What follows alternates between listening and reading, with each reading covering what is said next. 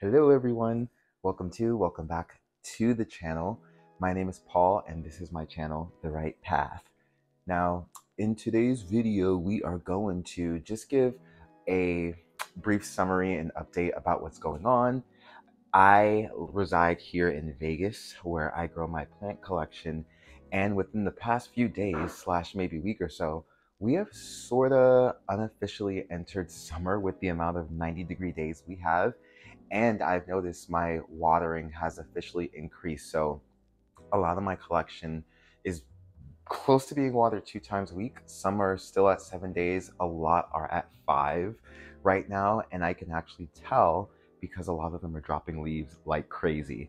And I'm going to get into why in a few moments because my collection is actually still healthy. So this is going to be a summary video sort of the factors of my grow space, what's going on, what I'm doing to adjust for the upcoming changes, and a quick highlight about what's going on. I got some things in bloom and lots of plants putting out leaves and roots. So to get this started, we will start on light. As many of you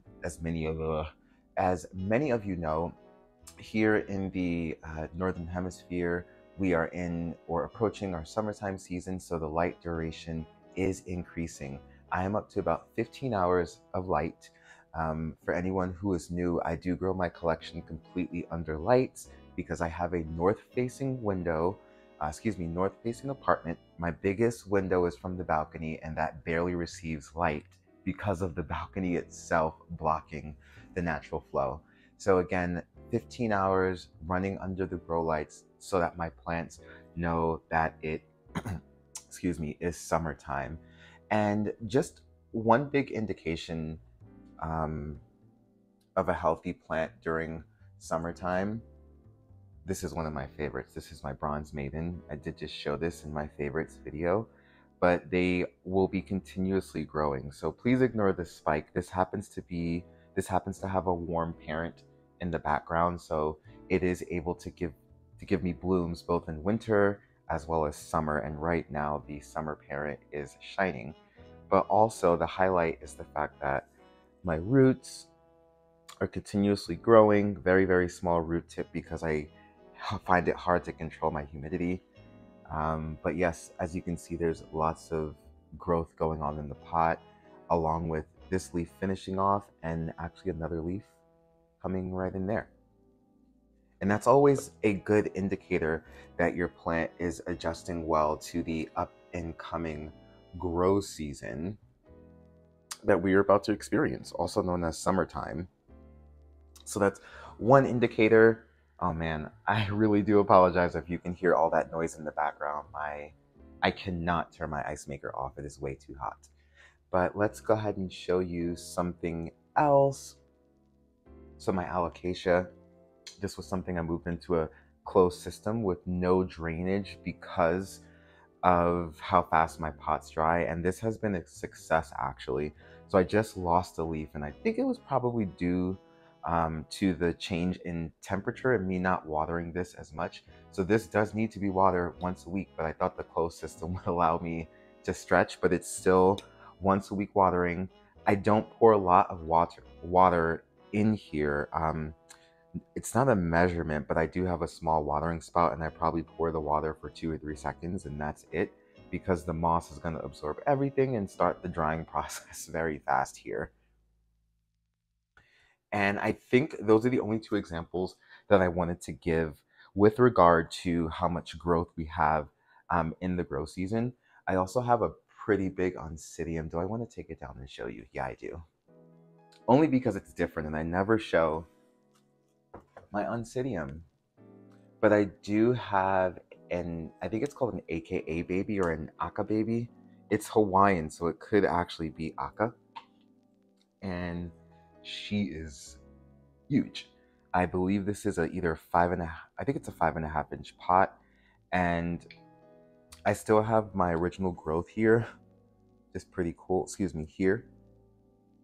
And then this was the next growth, and all these growths around it are basically what's taking off this summer. So we have one here, we have one here, and then we have one here and one behind it that looks like it's stopped, but the roots are still coming out. So there you have it. Pretty big plant. I really like the Oncidiums. This one does have that chocolate smell because it has the Sherry Baby in the lineage in the background. I can't say I'm a fan of the smell. It was a bit plasticky. I don't know. It was a bit burnt and plasticky. It was reminiscent of chocolate. I will give it that. But it was, it just smelled like it was plastic. I don't know how else to describe that, like artificial. There was something very artificial about it.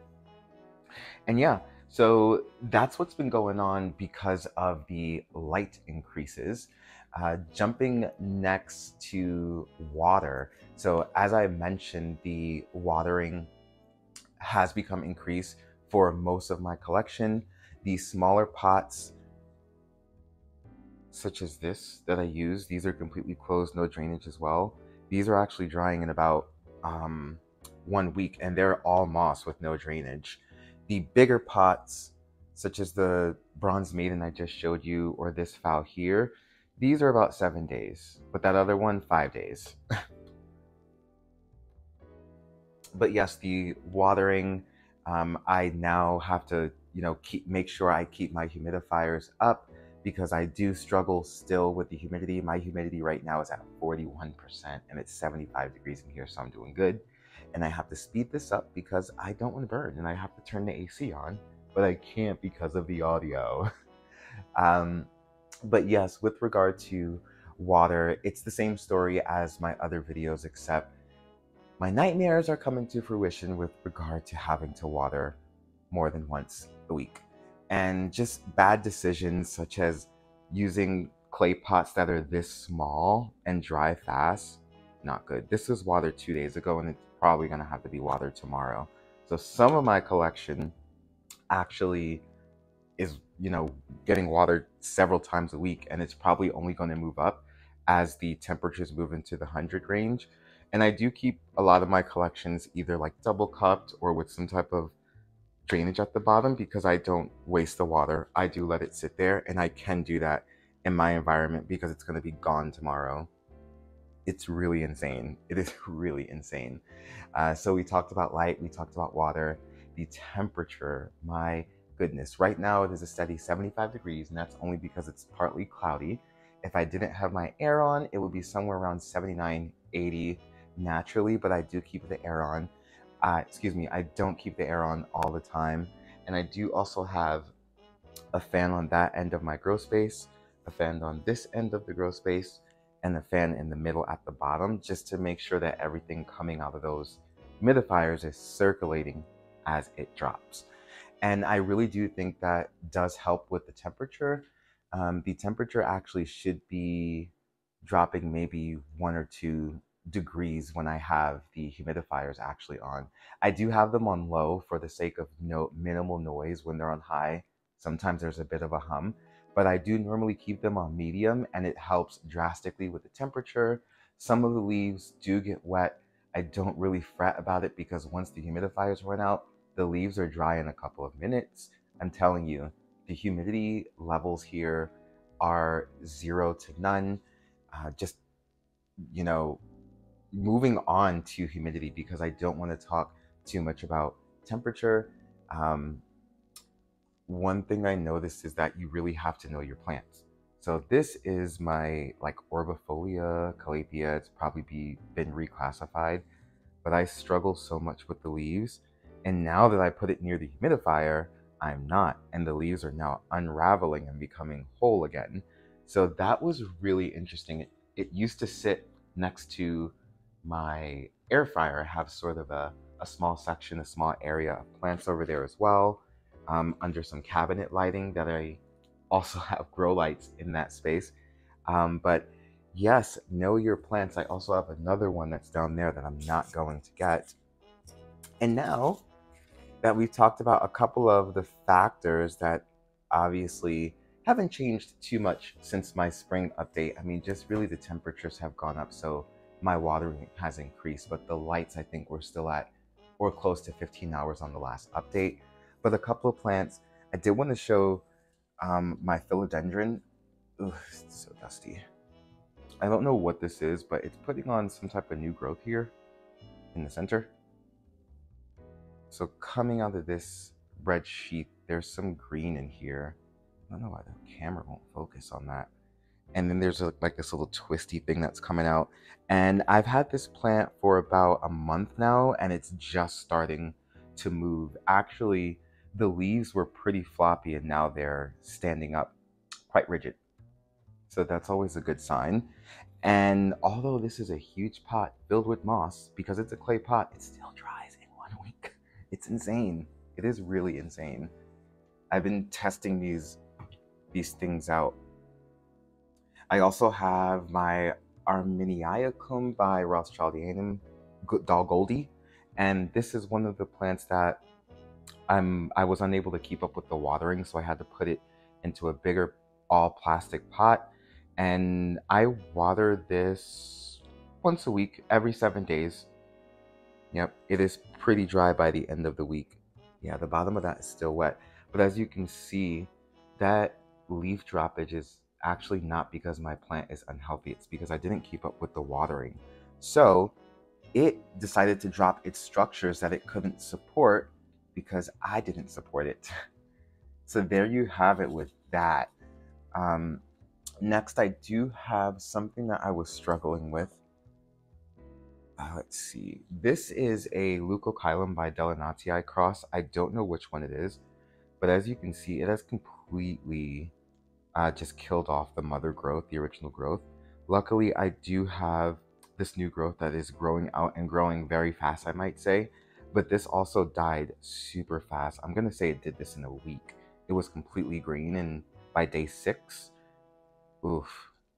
But that is completely normal to happen with Paphiopedilums that drop off their old divisions and put all their energy into the new ones. Sometimes it happens, sometimes it doesn't. In this case, it did. I'm actually going to hold off on repotting it though, because the new growth does not have its own roots yet. So it's still feeding off of that mother plant until it puts down its own support. Excuse me. Let's see what else. Ooh, I did show these in the last video, but I'm really proud of this Hoya, and it's really exciting me because of the growth that's coming. I think I may actually cut this legginess off of the sides and stick it into the pot and just keep making it full and full and full. I do eventually want to make a very, very tight, compact Hoya pot and have a bushy plant with trails and hang it. But I don't want it big. I want it to be nice and compact. Eventually, I actually do have a very big Hoya that I may eventually divide up. But here is my huge Hoya. And I got this was like a department store, generic, no ID type of ordeal. But it's doing really well on the bottom shelves, and it just keeps putting out new leaves. I don't have any new tendrils though. And it's interesting how they like to dry, but they don't like to stay dry. So what I'm learning is that they like to dry out with my orchids, but my orchids can go, well, at least my Phalaenopsis can go 2 or 3 days. I don't know, they can go quite a while dry. This can dry out, but the leaves will start whimpering and becoming all soft by the next day. So I try not to do that. I do have a couple of tasks to do. My Richardianum is now out of bloom. I only have one growth on it, and it's sort of raised out of the pot. The thing with Paphiopedilums is that as they grow, the roots will push the bottom of the base of the plant out of the pot. And with Paphiopedilums, because the roots should not be exposed to air and they come out of the base, you want to make sure that's planted deep. So I will be repotting this and most likely recording it. Another one that I have to repot, but I've been holding off, is this No Idea I bought from the grocery store. I can't remember the lady's name, I'm so sorry, but someone actually told me the name of this plant on my Instagram, and it was something like confection or something, but I haven't repotted it because it smells heavenly. I've got some Lossa blooms at the bottom, and the roots are fine. So I think it's a suffocation issue. So this is probably going to have to go into a larger pot, because the roots are fine, but they're not growing and it's very warm. So it's weird that there's no active root growth. But then again, it is in full bloom. So sometimes a plant is not going to do a bit of everything. Some things just like to do one thing and chill out for a minute. So I'm just sort of letting it hang out and get adjusted to my house as I enjoy that heavenly scent every morning. All throughout the day, it even smells now. And I have it in a certain spot so that the fan blows it. When you walk up to the grow space, it's the first thing you smell. It's quite impressive. My Princess Kayulani is also putting out a spike, so that's pretty exciting. And you know what? Let me take that back. She's not putting on the spike. She's starting to grow a spike that has sat here for almost a year after the move. So I don't know if it was some type of setback because of the traveling, but she didn't move. She didn't do anything for almost a year. And she's just starting to activate some root tip growth in here. She's continuing to grow a leaf, and this spike has recently reactivated. So hopefully I'll have some blooms this summer. I also have a no ID, probably from Whole Foods, that's going to bloom. I don't like to spike my plants too much. I buy them in spike, but I like the pendant look because I like for my flowers in bloom to hang off of the top shelf. So yes, I do not spike them very often. So many times when I am displaying my plants, my phals, especially my orchids and my spiking flowering plants, you'll see that I opt out of stakes to spike them up. And I wanted to save the best for last. So one of my Maudiers is blooming, and she's gorgeous. And I say she because she has Queen in her name and one of the parents. But this is Path Warden. And as you can see, that bloom is coming out. She's budded up nice and beautifully. Her leaves are very rigid and just out there. And again, see, we have this some dead foliage. That's going to be normal with springtime coming. They're going to be dropping stuff that they don't need and focusing on what's important. Like beautiful blooms. I can't wait to see that. It's like a maroon. Maroon. We got a bit of like yellow in there. It's a really, really nice bud. It's really nice. Yeah, I really can't wait to see that. And that was actually in the middle shelf, but whenever things start to put out their buds or blooms, I always move them to my top shelf so that there's no obstruction. And they can be right under another grow light that's even higher above the shelf. So I like doing that. What else do we have going on that I can show? I think I might wrap that up. Let's see. I got my sweet memory back there. That huge leaf in the back. Oh, I can't see that. I don't feel like pulling her out, but she's nice. And I did mention her in one of my favorites video. All these are just so dusty and I don't want to show them. I have very hard water that I put in my humidifier. So my plants are dusted daily, unfortunately. And I don't clean them daily, maybe once a month. But yeah, I think that's all I'm gonna show. But wow, I'm already starting to sweat, so I'm gonna have to put my icy on and wrap this video up. I just want to make sure there's nothing else that I wanted to show. No, you know what? I actually want to show you guys my balcony and what the lighting looks like. So there's my balcony. Please excuse the messy door. My dogs are so obnoxious. Used to have a tree here and that died. I have a philodendron, a velvet. I don't know if it's a mellow necrosum or whatever you call it, but it's doing pretty well here in my north-facing balcony. And then I have some plants that sit on a ledge to my entryway. And we have another north-facing window there, and they are getting some light as well. Oh, my Maranta is actually putting out some new leaves up here. That's always nice to see. We got a philodendron Brazil, heartleaf philodendron. My embarrassing Syndapsis, there's probably nothing in there. I want to show you my partner sleeping on the couch. and Dracaena, bromeliad that my brother gave me, a whale fin snake plant, and a pothos. We have a marginata tree, and my beautiful dog right there. But yeah, that is my space for the other plants. And let me just show you my kitchen. Please excuse any mess you see. I cook daily and often, so my counter is pretty seasoned today. But yeah, so I have my Barina grow lights that are also set up under my kitchen counter. And I have a nice bunch of plants here in the corner. And just to name a few, we have, this is like a Brassicatlia, which I actually have growing from a pot onto a mount. So when I repot it, I do want to keep a section in the pot and then keep a section on the mount. Probably not in this area though, with the huge lack of humidity I have. This is my first fowl that I ever got back in July of 2020. Her name is Ruby. She has white flowers, but I don't know. My aunt's name came into mind when I saw the flowers, so her name is Ruby.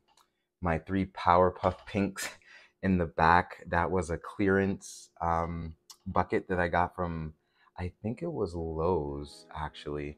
And it's three pink phals, and they all have different blooms. They all have three different types of bloom styles: philodendron and some ZZ plants and paphiopedilums in the front.